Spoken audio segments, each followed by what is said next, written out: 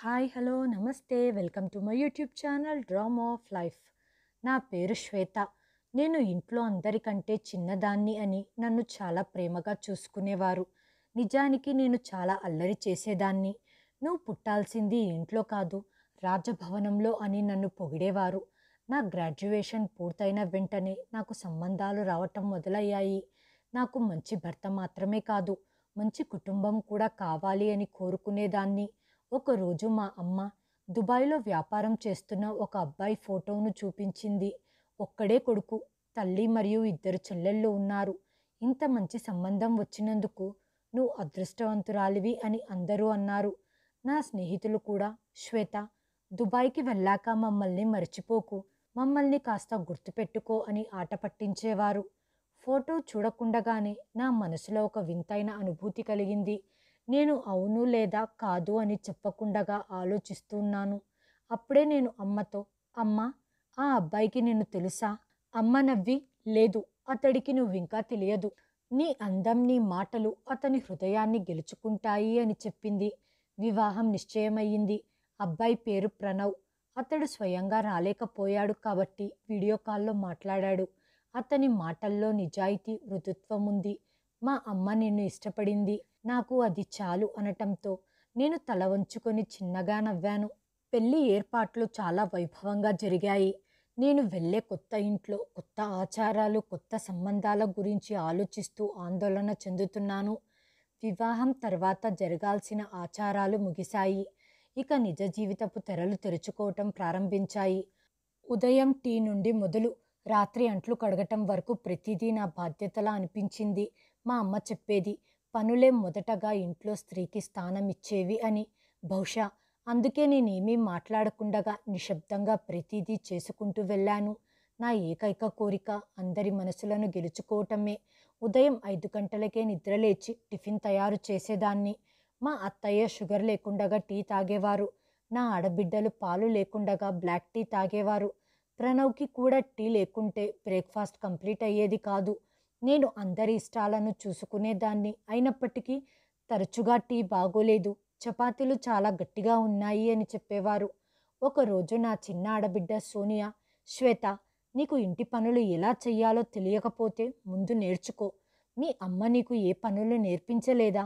నేను నవ్వి, నేర్చుకోవటానికి ఎక్కువ సమయం పట్టదు అని చెప్పాను.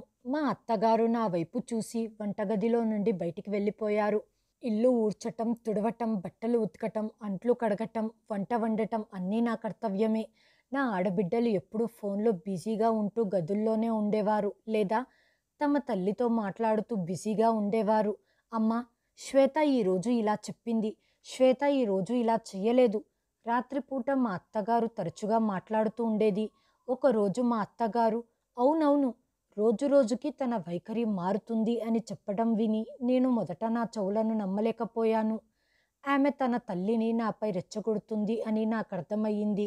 శ్వేత ఈరోజు 2 సార్లు ఫోన్లో నవ్వుతూ మాట్లాడుతుంది, ఆమె ఎవరితోనో మాట్లాడుతుంది అని సోనియా అనటంతో, మీరిద్దరూ కలిసి నాకు నిజాన్ని చూపిస్తున్నారు, లేకుంటే నేను గుడ్డిదానిలా ఉండేదాన్ని అని మా అత్తయ్య సమాధానమిచ్చింది. నేను లోపల నెమ్మదిగా కృంగిపోతున్నాను. ప్రణవ్ బయలుదేరే రోజు రాగానే ఇంట్లో వాతావరణం మొత్తం మారిపోయింది. నన్ను నేను కంట్రోల్ చేసుకోవటానికి ప్రయత్నిస్తున్నాను.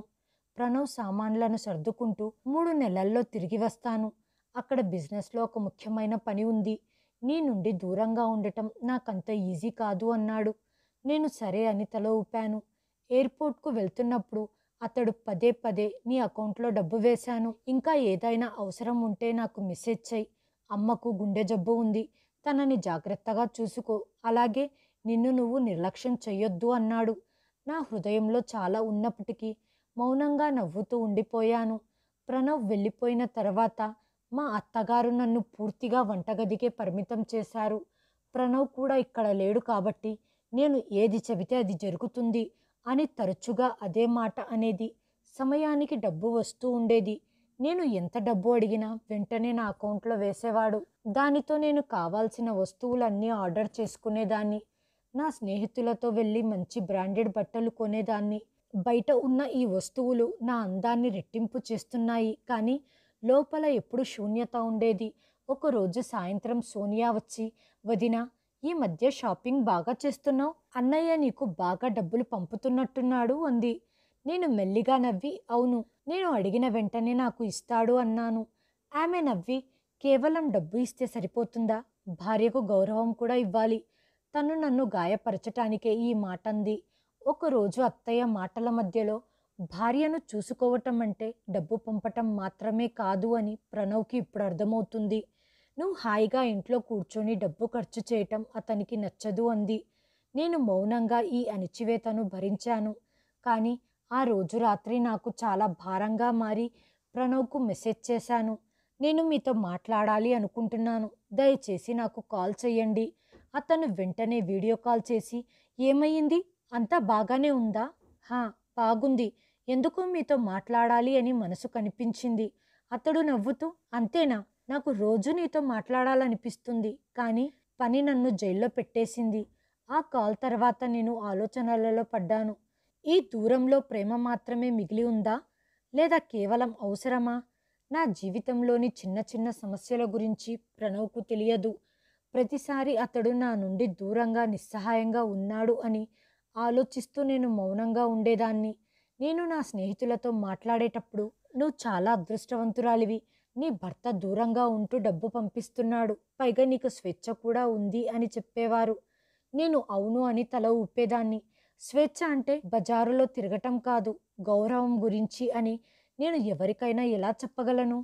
ఒకరోజు మా అత్తగారు అకస్మాత్తుగా, ఈ రోజు నువ్వు చేసిన పప్పు నీళ్లు నీళ్లుగా ఉంది. ప్రణవ్ ఉన్నప్పుడు నువ్వు ఎప్పుడూ ఇలా పప్పు చెయ్యలేదు. క్షమించండి అత్తయ్య, ఇక ముందు ఇలా జరగదు అని చెప్పాను. రాత్రి నేను ప్రణవ్కి ఫోన్ చేసి, ప్రణవ్, నువ్వు శాశ్వతంగా తిరిగి ఇక్కడికి ఎప్పుడు వస్తావు? అతడు ఆశ్చర్యపోయి, శ్వేత, నువ్వు ఇప్పుడు ఇలా ఎందుకంటున్నావు? బిజినెస్ ఇప్పుడే మొదలయ్యింది, ఇదంతా నేను నీకోసమే చేస్తున్నాను అన్నాడు. నేను వెంటనే టాపిక్ మార్చేశాను. నేను లేకుండగానే అన్నీ నా కోసమే జరుగుతున్నాయి అని మనసులో అనుకున్నాను. కొన్ని రోజుల తర్వాత మా ఆడబిడ్డ బంధువులు కొందరు ఇంటికి వచ్చారు. వారందరి మధ్య నేను ఒక పని మనిషిలా మారిపోయాను. మా అత్తగారు వచ్చిన గెస్ట్కి టీ అందిస్తూ, ఆమె నా కోడలు, నా కొడుకు దుబాయ్లో ఉన్నాడు, అతని భార్య ప్రతి పని చూసుకుంటుంది, కానీ మనసు చిన్నది అంతే అనటంతో అందరూ నవ్వారు. నాలో ఏదో అలజడి మొదలయ్యింది.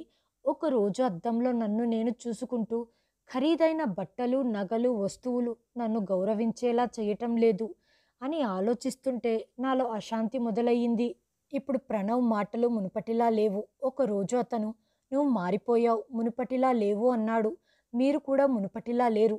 ఇప్పుడు కేవలం మీరు డబ్బులు మాత్రమే పంపిస్తున్నారు, నా గురించి తెలుసుకోవటం లేదు అని నా మనసులో అనుకొని నిశ్శబ్దంగా ఉండిపోయాను. ఎందుకంటే నేను ప్రణవ్ని కోల్పోవాలని అనుకోలేదు.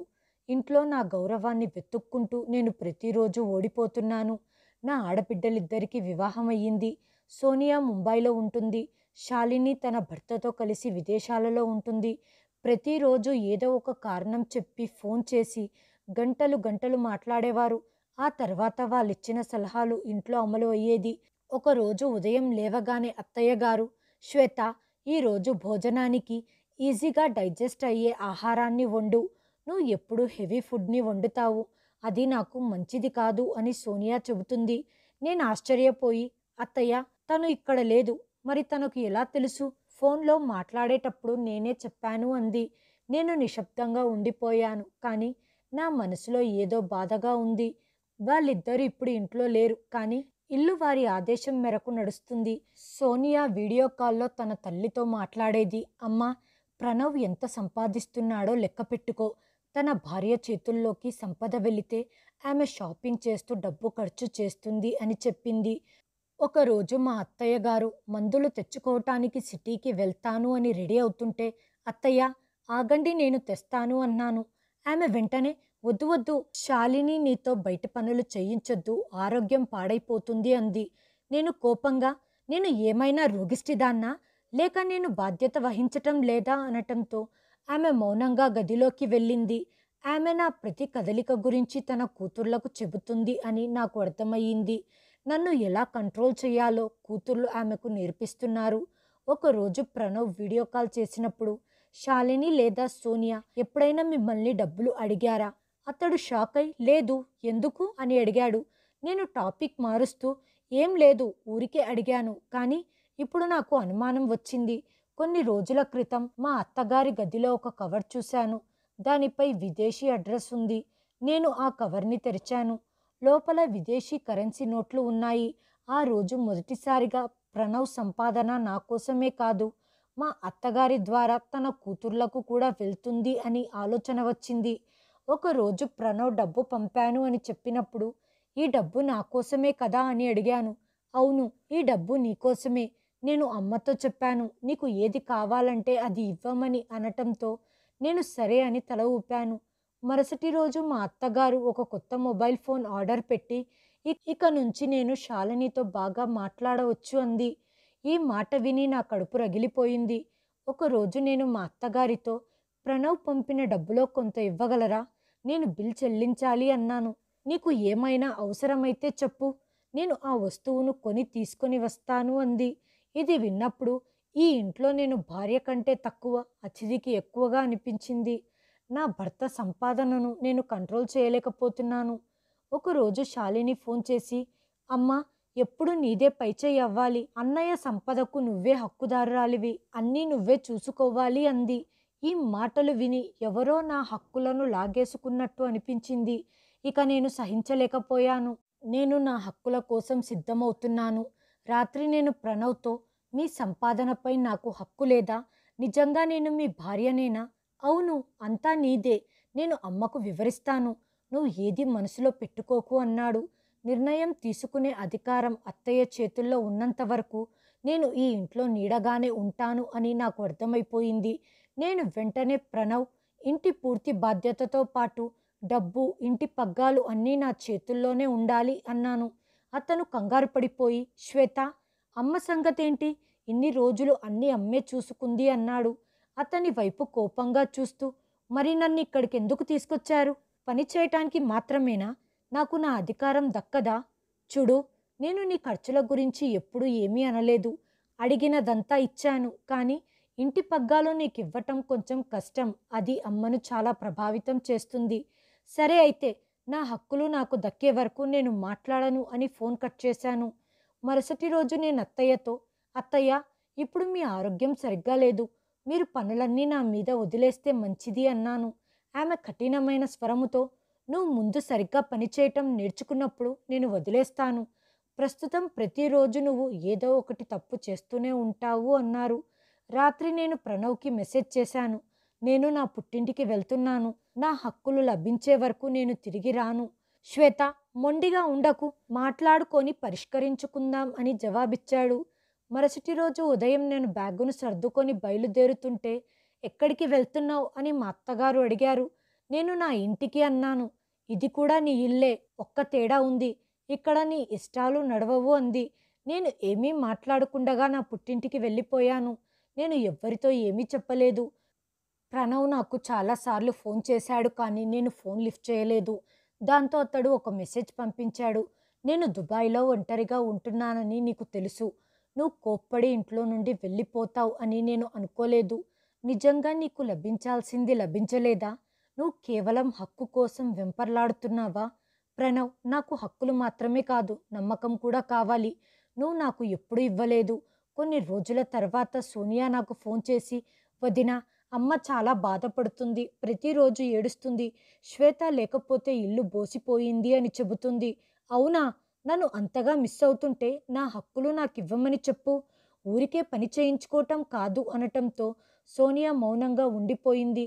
మరుసటి రోజు ప్రణవ్ ఫోన్ చేసి ఒకవేళ నేను అమ్మతో మాట్లాడి ఆమె అంగీకరిస్తే నువ్వు తిరిగి వస్తావా?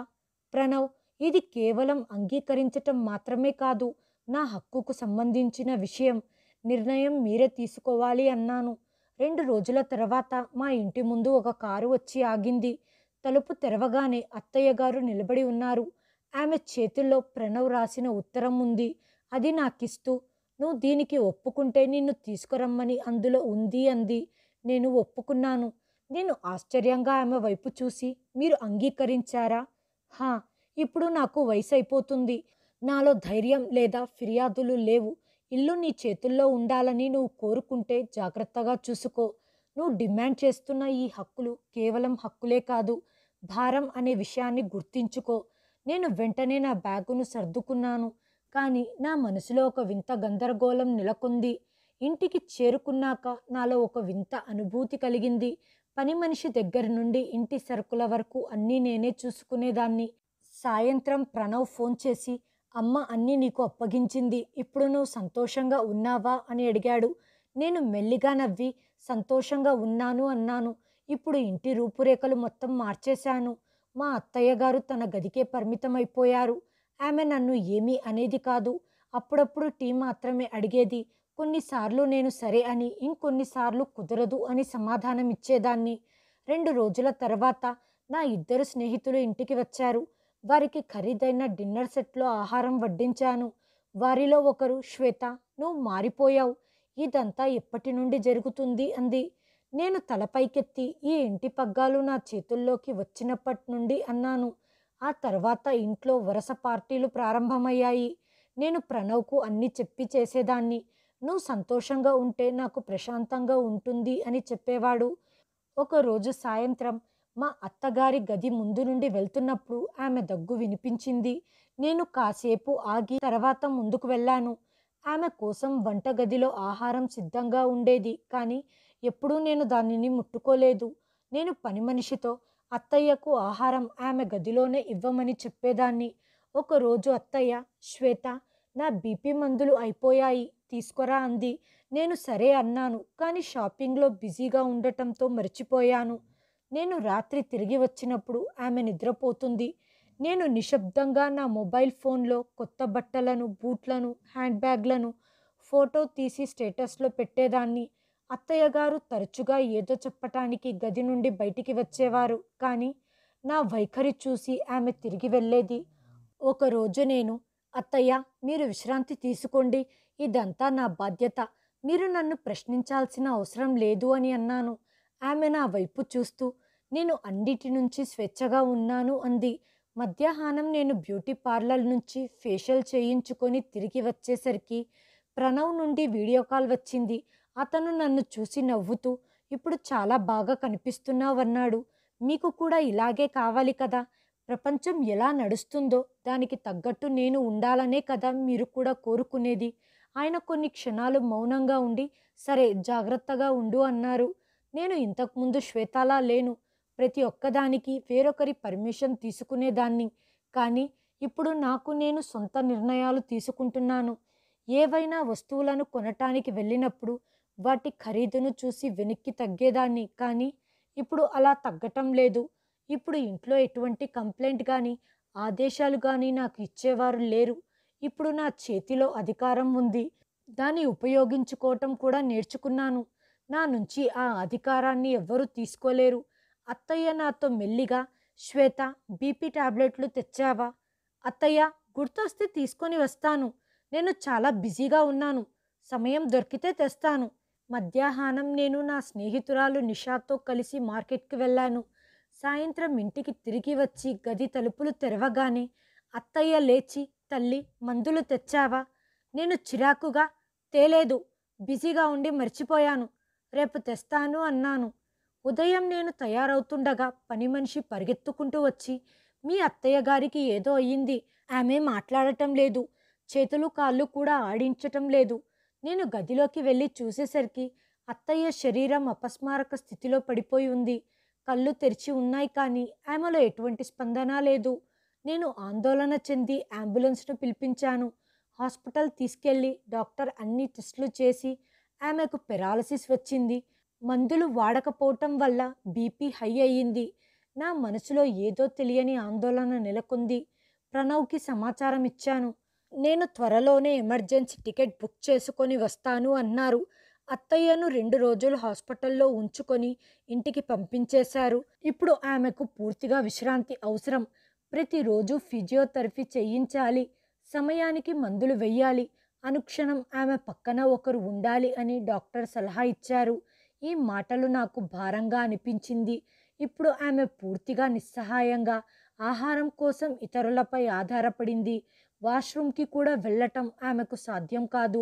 2 రోజులు నేను ఆమెతో ఉండి అన్ని సేవలు చేశాను. అన్నం తినిపించాను, మందులు వేశాను, వాష్రూమ్కు కూడా తీసుకెళ్ళాను. కానీ మూడవ రోజు నుంచి ఆ పనులన్నీ నాకు బరువుగా అనిపించింది. నాకు నిషా నుంచి పార్టీ ఉంది, ఆలస్యం చెయ్యొద్దు అని మెసేజ్ వచ్చింది. కొంత సమయమే కదా, ఎలాగో అత్తయ్య పడుకుంటుంది, వెళ్ళి వచ్చేద్దాం అని రెడీ అయి వెళ్ళిపోయాను. నేను తిరిగి వచ్చేసరికి పని మనిషి చాలా ఆందోళనలో ఉంది. అత్తయ్య రెండుసార్లు నీళ్లు అడిగారు. ఆ తర్వాత ఏమీ మాట్లాడలేదు అంది. అత్తయ్య నిస్సహాయంగా కళ్ళు తెరిచి సీలింగ్ వైపు చూస్తూ ఎటువంటి చలనం లేకుండా పడి ఉన్నారు. నేను ఆమె చెవి దగ్గర ఏమైనా కావాలా అని అడిగాను. ఆమెలో ఎటువంటి చలనం లేదు. ఆమెకు కొంత నీరుని తాపించాను. మరుసటి రోజు ఫిజియోథెరపిస్ట్ వచ్చాడు. మీరు రోజు రావాలా? ఖర్చు చాలా ఎక్కువ అవుతుంది అన్నాను. ఫిజియోథెరపీ రోజు చేయించకపోతే అవయవాలు కుజించుకొని పోతాయి. ఆమె వయస్సు ఉన్న పరిస్థితికి ఫిజియోథెరపీ రోజు చేయాలి. నేను మా ఆయనకి మెసేజ్ చేశాను, ఫిజియోథెరపీ ఖర్చు ఎక్కువ అవుతుంది అని. అవసరమైతే చేపించు, నేను డబ్బులు పంపిస్తాను అని మెసేజ్ చేశారు ఆయన.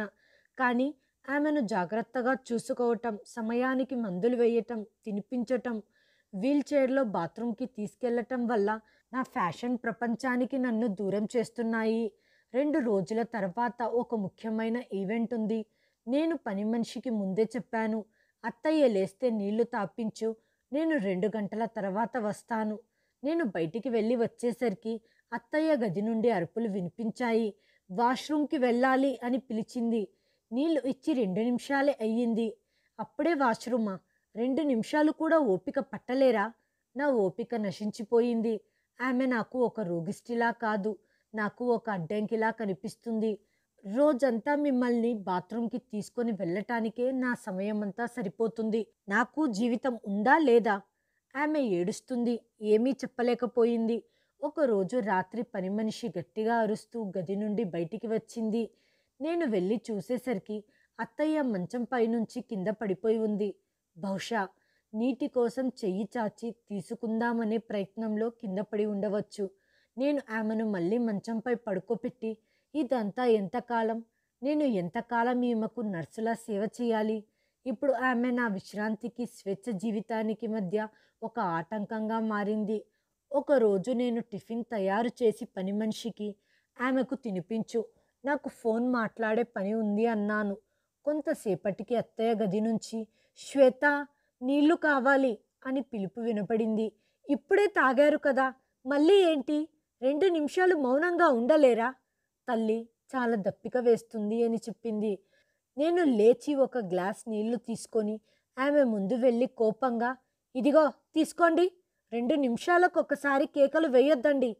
ఆమె వణుకుతున్న చేతులతో గ్లాస్ తీసుకునే ప్రయత్నం చేసింది. కానీ చేతులు వణకటం వల్ల నీళ్లు ఆమె ముఖంపై పడ్డాయి.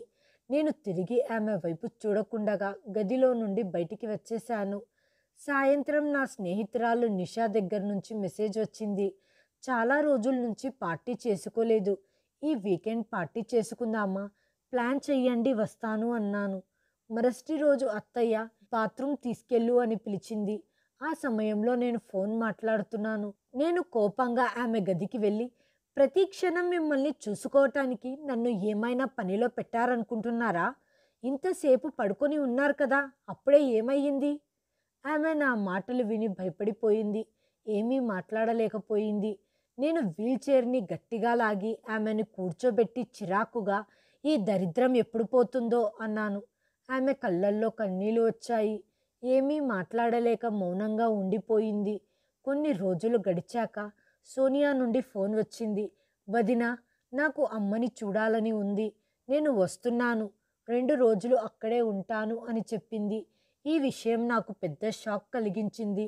నేను పని మనిషిని పిలిచి, గది శుభ్రం చెయ్యి, సోనియా వస్తుంది, అలాగే అత్తయ్యను కూడా ఇంతకు ముందులా శుభ్రంగా ఉంచు అన్నాను. నేను అత్తయ్య మంచం దగ్గరికి వెళ్ళి ఆమె చేయి పట్టుకొని మెల్లగా, అత్తయ్య చూడండి, మిమ్మల్ని కలవటానికి ఎవరు వచ్చారో, మీ ముద్దుల కూతురు వచ్చింది అన్నాను. ఆమె చిరునవ్వుతో కళ్ళు తెరిచి చూసింది.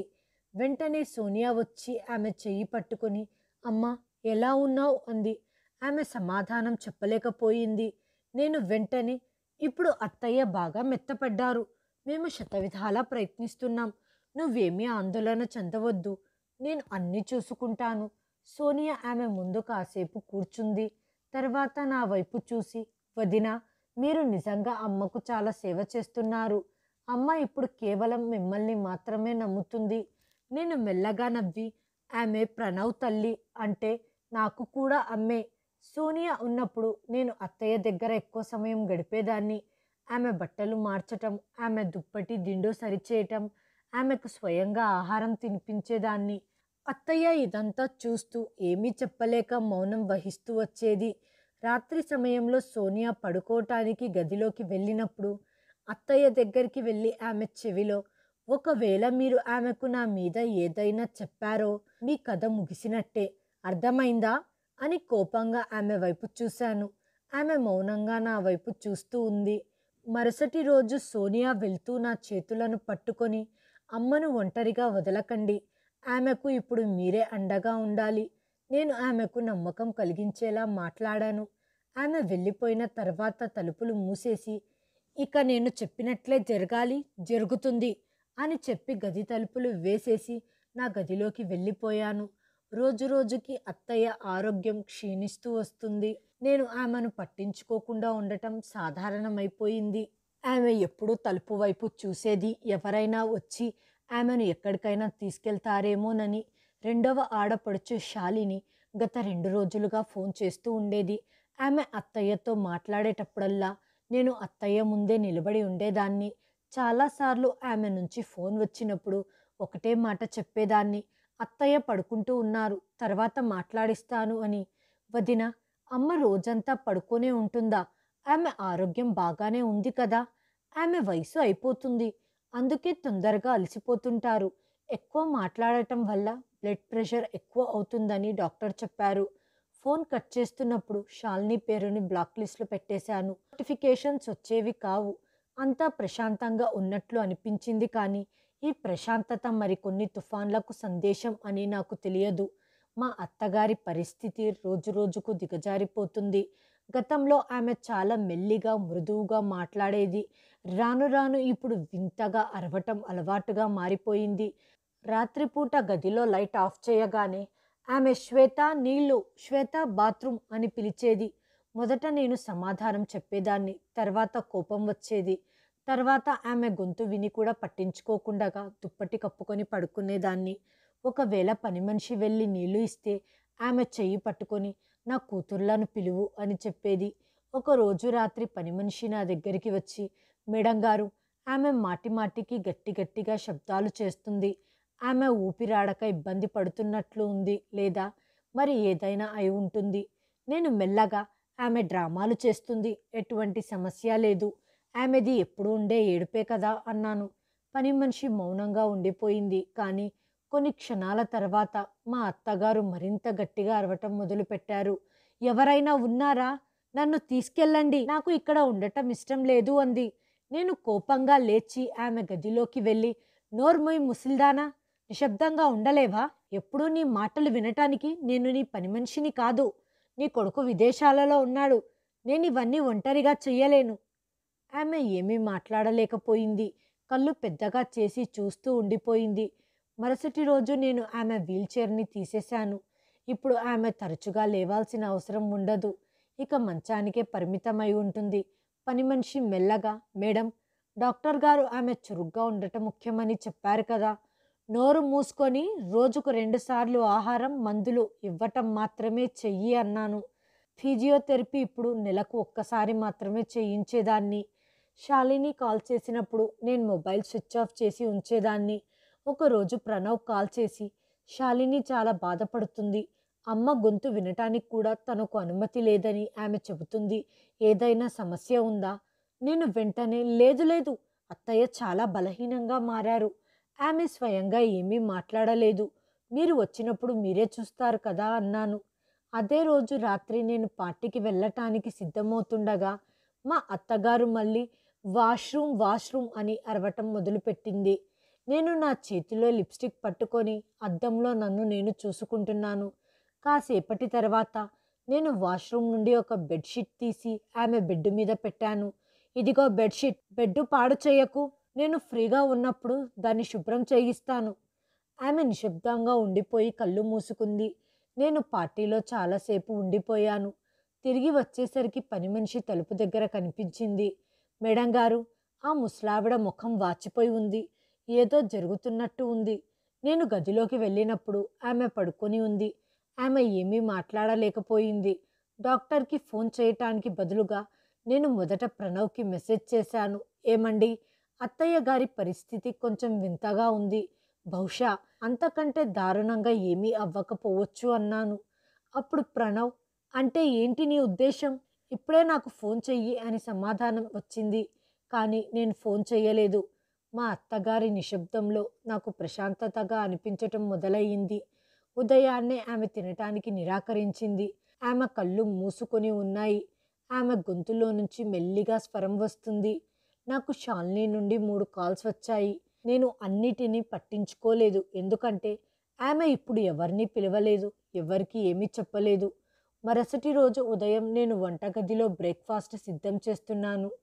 అప్పుడే టేబుల్ మీద ఉన్న నా మొబైల్ మోగింది. షాలిని కాల్ చేస్తుంది. నేను దాన్ని చూసి తీయకుండగా సైలెంట్లో పెట్టేశాను. పని మనిషి వచ్చి నాతో, మేడం గారు, ఆ ముసలావిడ మంచాన్ని పాడు చేసింది. బహుశా లేపమని పిలుస్తూ ఉండవచ్చు, కానీ మీరు ఆమె మాటలను వినిపించుకోలేదు అని చెప్పింది.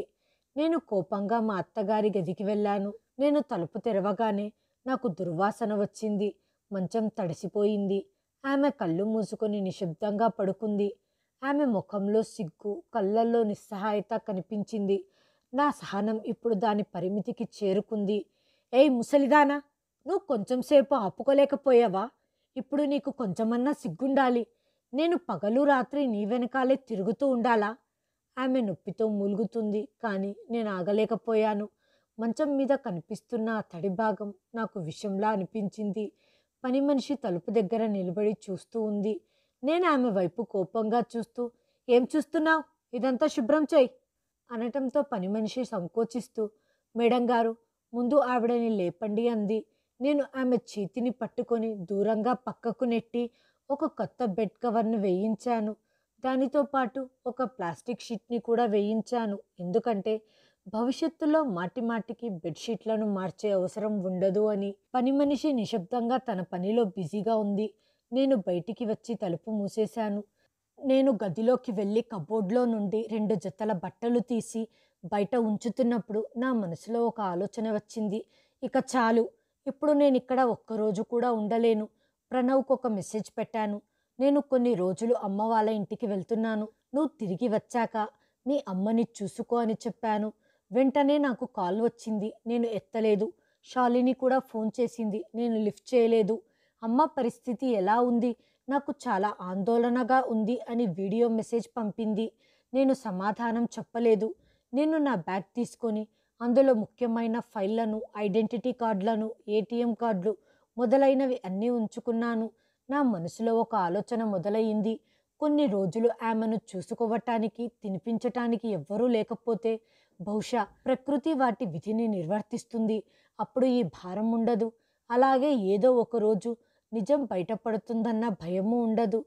గేటు వేస్తూ నేను ఒక్క క్షణం అత్తగారి గదివైపు చూశాను. ఆమె గొంతు వినిపించింది. శ్వేత, ఎక్కడికి వెళ్తున్నావు అంది. నేను ఆగిపోయాను. నేను కిటికీలో నుంచి చూస్తున్నాను.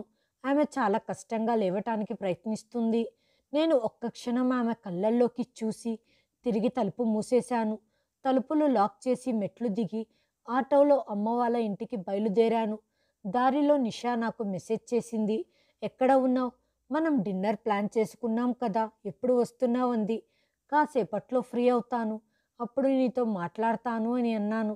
ఆటో వచ్చి అమ్మ ఇంటి ముందు ఆగినప్పుడు నేను హాయిగా ఊపిరి పీల్చుకున్నాను. కానీ నా మెదడులో ఒక వింత ఆలోచన కలవరపెడుతుంది. ఆమె చనిపోతే అప్పుడు ప్రశ్నలు ఉండవు, లెక్కలు ఉండవు. ఈ ఆలోచన తప్పు అని నాకు తెలుసు, కానీ నేను అంతగా పట్టించుకోలేదు. నా తల్లిదండ్రుల ఇంట్లో నేను గడిపిన ఆ 3 రోజులు బందీఖానా నుండి విముక్తి పొందిన పక్షిలా స్వేచ్ఛ దొరికింది. నేను నా మొబైల్ స్విచ్ ఆఫ్ చేసేశాను. నేను ప్రణవ్ కాల్స్ని కూడా బ్లాక్ చేశాను. ఇప్పుడు నేను నిషాతో మాత్రమే మాట్లాడుతున్నాను. ఆమె నాకు పార్టీ గురించి అప్డేట్స్ ఇచ్చేది. 4 రోజుల తర్వాత మా అమ్మ నువ్వు ఎప్పుడు తిరిగి వెళ్తావు అని అడిగింది. అమ్మ, ఒక 2-3 రోజులు రెస్ట్ తీసుకొని వెళ్తాను అని అన్నాను. ఎందుకంటే నేను తిరిగి వెళ్ళినప్పుడు ఆ గొంతు, ఆ శరీరం, ఆ భారం అక్కడ ఉండకూడదు అనుకున్నాను. 5వ రోజు మధ్యాహ్నం నేను తిరిగి వెళ్ళాలని నిర్ణయించుకొని టాక్సీ తీసుకొని నేరుగా మా అత్తమామల ఇంటికి వెళ్ళాను. నేను ఇంటికి చేరుకున్నప్పుడు అక్కడి వాతావరణం నాకు కొంత వింతగా కనిపించింది. నేను ముందుకు వెళ్ళి తాళం తెరవటానికి ప్రయత్నించాను, కానీ అక్కడ తాళం లేదు. తలుపు నెట్టగానే వెంటనే తెరుచుకుంది. నేను లోపలికి అడుగుపెట్టగానే నా ముక్కుకి గులాబీ పువ్వుల మరియు అగరబత్తుల సువాసన తాకింది. ఈ ఇంట్లో నాకు ఇంతకుముందు ఎప్పుడూ ఇటువంటి సువాసన రాలేదు. నేను లాంజ్ తలుపు దగ్గరికి రాగానే అందమైన లెహంగాలో ఒక వధువు సోఫాలో కూర్చొని ఉంది. తన పక్కన ప్రణవ్ కూర్చొని ఉన్నాడు. అతని ముఖంలో గంభీరత, కళ్ళల్లో ప్రమాదకరమైన ప్రశాంతత కనిపించాయి. మా అత్తగారి మంచం ఖాళీగా ఉంది. అసలు ఇంతకుముందు అక్కడ ఎవ్వరూ లేనట్టుగా దుప్పట్లు మాత్రమే ఉన్నాయి. నా ఊపిరి ఆగిపోయింది. నా కళ్ళు ఆశ్చర్యంతో పెద్దవయ్యాయి. ఇదంతా ఏంటి అని అడిగాను. ప్రణవ్ లేచి వస్తుంటే నా గుండెల్లో వణుకుడు మొదలయ్యింది. అతను వచ్చి నా ముందు నిలబడి, హో, నువ్వు వచ్చేసావా? నేను నిశ్శబ్దంగా అక్కడే నిలబడ్డాను. ప్రణవ్ పెళ్లి కూతురు వైపు చూసి ఆ తర్వాత నా వైపు చూస్తూ, తను పూజ, నా భార్య అన్నాడు. నేను ఏదో చెప్పాలనుకున్నాను, కానీ ఏమీ చెప్పలేకపోయాను. ప్రణవ్ చాలా కూల్గా, శ్వేత, నీ క్రూరత్వానికి నేను ప్రతిఫలం ఇస్తాను. ఈ ఇల్లు ఇక నీది కాదు. నీ కథ ఇక్కడితో ముగిసిపోయింది. ప్రణవ్ మాటలు వినగానే నా కాళ్ళ కింద నేల జారిపోయినట్టయింది. నా కళ్ళల్లో నీళ్లు తిరిగాయి. అతని కళ్ళల్లో సంవత్సరాల మోసానికి లెక్క చెప్పాలని కోరుతున్న కసి కనిపించింది. నా తల్లి మంచం మీద ఆకలితో దాహంతో పడి ఉందని, నా భార్య తన తల్లిదండ్రుల ఇంట్లో సరదాగా గడుపుతుందని నాకు ఫోన్ వచ్చినప్పుడు నేను వెంటనే తిరుగు టికెట్ బుక్ చేసుకున్నాను. నేను వెనక్కి చేరుకొని నా తల్లి దారుణ స్థితిని చూశాను. వాటిని నా నోటితో చెప్పలేను. నా కళ్ళు చెమ్మగిల్లాయి. నా శరీరం భయంతో వణుకుతుంది. నాకు తెలుసు నువ్వు భరించలేవని, కానీ నువ్వు ఇంత దిగజారిపోతావని నేనెప్పుడూ ఊహించలేదు. నా తండ్రి తర్వాత నాకు సర్వస్వం నా తల్లి. నువ్వు నీ కోపాన్ని చూపిస్తూ తిట్టావు, కొట్టావు, పస్తులు పెట్టావు. నేను ఒంటరిదాన్ని అయిపోయాను, అలిసిపోయాను అని నువ్వు చెప్పాల్సింది, సహాయం కోరాల్సింది. కానీ నువ్వేం చేశావు? తలుపు వేసేసి నీ ఇష్టానికి వెళ్ళిపోయావు. అంటే ఆమె చనిపోవాలని నువ్వు కోరుకుంటున్నావు. కాబట్టి శ్వేత, నేను కూడా ఒక నిర్ణయం తీసుకున్నాను. ఎవరైతే మా అమ్మను చావటానికి వదిలిపెట్టి వెళ్ళారో తను నా భార్యగా పనికిరాదు. నేను వెనక్కి కదిలి గోడకు ఆనుకొని, ప్రణవ్, దయచేసి నాకు ఒక్క అవకాశం ఇవ్వండి. ప్రణవ్ వెంటనే పేపర్లు నా ముఖం మీదికి విసిరారు. ఇదిగో నీ విడాకుల పేపర్లు. నేను అన్నీ ఆలోచించి నీకు విడాకులిచ్చాను అన్నారు. నా చేతి నుండి బ్యాగ్ కింద పడిపోయింది. వెనకాల సోఫాలో కూర్చున్న కొత్త పెళ్లి కూతురైన పూజ జరిగేదంతా చూస్తూ ఉంది. మొదట ఆమెతోనే ప్రణవ్కి ఎంగేజ్మెంట్ జరిగింది, కానీ ఏదో కారణం వల్ల అది ఆగిపోయింది. ప్రణవ్ నా వైపు చూసి, నువ్వు నా నమ్మకాన్ని వమ్ము చేశావు. మా అమ్మ ఊపిరి ఆగిపోవాలనుకున్నావు. నీకిప్పుడు ఈ ఇంట్లో స్థానం లేదు అంటూ ఆ కాగితాలను నా చేతిలో పెట్టి బయటికి గెంటేశాడు. ఇక మా ఇద్దరి మధ్య సంబంధం తెగిపోయింది. నా కాళ్ళ కింద భూకంపం వచ్చినట్టు అనిపించింది. ఏ పరిస్థితులలో అయితే నేను మరొకరిని ఊహించుకున్నానో నిజంగా అవి నాకే జరుగుతున్నాయి. నేను ఇంటి నుంచి బయటకు రాగానే పెద్ద శబ్దంతో తలుపులు మూసుకున్నాయి. నేను ఆటో తీసుకొని ఇంటికి చేరుకున్నాను. అమ్మ తలుపు తెరిచి నా ముఖం చూసి ఒక్క క్షణం మౌనంగా ఉండిపోయింది. శ్వేత, ఏం జరిగింది? నేను ఏమీ సమాధానం చెప్పకుండగా నా బ్యాగ్తో లోపలికి వచ్చేశాను. బ్యాగ్ పక్కన పెట్టి సోఫాలో కూర్చున్నాను. కొంతసేపు తర్వాత అన్నయ్య ఇంటికి వచ్చాడు. అతని చూపులు గుణపంలా గుచ్చుకుంటున్నాయి. విడాకులు అయిపోయాయా అన్నాడు. నేను అవును అని తల ఊపాను. ఇంట్లో ఇంతకు ముందులా నాకు స్థానం లేదు. అమ్మ మౌనంగా ఉండేది. అమ్మ రోజు అన్నాన్ని నా గది దగ్గర పెట్టేసి వెళ్ళిపోయేది. వాళ్లకు నేను భారంగా అనిపించేది. ఒక వారం తర్వాత ప్రణవ్ ఇచ్చిన విడాకుల పత్రాలు చట్టపరంగా నా చేతికి అందాయి. ఎవరు అతన్ని ఆపే ప్రయత్నం కూడా చేయలేదు. సోనియా మరియు షాల్ని కూడా నాకు ఒక్కసారి మెసేజ్ చేశారు. ఏదైతే జరిగిందో అది నీ చేతులారా చేసుకున్నావు. దాన్ని భరించాల్సిందే, తప్పదు. నేను రోజంతా గదిలోనే ఉండేదాన్ని. ఒకరోజు అమ్మ నా గదికి వచ్చి, నువ్వు ఏమి ఆలోచించుకున్నావు? ఎన్ని రోజులు ఇలా ఒంటరిగా కూర్చొని ఉంటావు? అమ్మా, నా గురించి ఇప్పుడు అందరూ ఆలోచించే విధానం మారిపోయింది. అమ్మ సమాధానం చెబుతూ, ఎవరైతే వాళ్ళ స్థానానికి ఇవ్వాల్సిన విలువ ఇవ్వరో వాళ్ళు అందరి దృష్టిలో పడతారు. ఆ రోజు నాకు అర్థమయ్యింది. శిక్ష కేవలం కోర్టులోనే కాదు, ప్రజలు వాళ్ళ మనసుతో కూడా విధిస్తారు. వాటికి ఎటువంటి మినహాయింపు ఉండదు. నేను ఒకసారి బజార్కి వెళ్ళినప్పుడు నా స్నేహితులు నా ఎదురుగా వచ్చి నన్ను చూసి వాళ్ళు వేరే దారిలో వెళ్ళిపోయారు.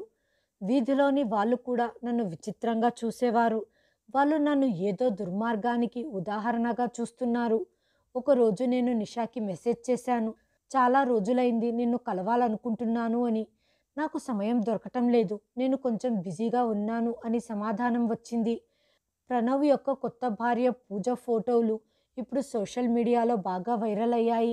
ఆమె నవ్వుతూ అత్తయ్యతో దిగిన ఫోటోలు, చేతిలో టీ కప్పు మరియు తలపై కొంగుతో ఆమె ఫోటోలు ఉన్నాయి. నేను ఆ చిత్రాన్ని చాలాసేపు చూస్తూనే ఉన్నాను. నవ్వలేదు లేదా అసూయ పడలేదు. నా హృదయంలో ఒక భావన మాత్రమే ఉంది. ఇది ఒకప్పుడు నాది, కానీ నేను దాన్ని జాగ్రత్తగా చూసుకోవటానికి బదులు నాశనం చేసుకున్నాను. ఈరోజు మా అమ్మగారి ఇంట్లో ఒక గదిలో నేను బందీగా ఉన్నాను. ఇప్పుడు నాతో ఎవ్వరూ మాట్లాడరు. నా మాటలు ఎవ్వరు వినటానికి కూడా ఇష్టపడటం లేదు. కేవలం గోడలు మాత్రమే ఉన్నాయి. నా అధికారాన్ని పొందటానికి నేను మానవత్వం మర్చిపోయాను కాబట్టి నా పరిస్థితి ఇలా దిగజారిపోయింది. హాయ్ ఫ్రెండ్స్, ఈ వీడియోని చివరి వరకు చూసినందుకు ధన్యవాదాలు. ప్లీజ్ సబ్స్క్రైబ్ చేయండి, లైక్ చేయండి, షేర్ చేయండి, కామెంట్ చేయండి. Thanks for watching.